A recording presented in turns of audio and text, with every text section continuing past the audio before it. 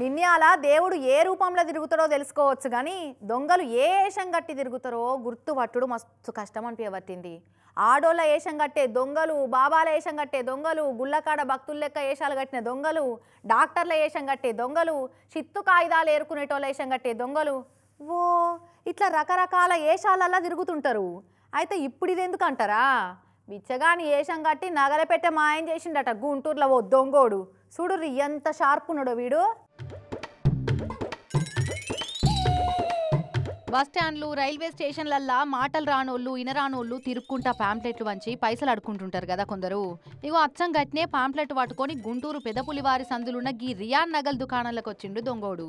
ఇక అంతకుముందే ఆ కౌంటర్ మీద పెట్టిన నగల పెట్టెలను ఎట్లా కనిపెట్టిండో ఏమో గాని ఇక చూడుర్రి, పాంప్లెట్ ను సేటు చేతుల పెట్టి ఎడమ చేతులు ఉన్న బుక్కును పెట్టె మీద పెట్టిండు కదా. ఇక సేటుండి చల్ నడురాబై అడుక్కునేటోళ్ళు లోపల దాకొస్తారా అవతలనాడు అని కౌంటర్ మీదకెళ్ళి లేచి గదిరిచ్చిండు. ఇక వాడు భయపడుకుంటా బతిలాడినట్టే చేస్తుండా. ఇక చూడు నా పెట్టను ఎట్లా లేపకపోతాడో.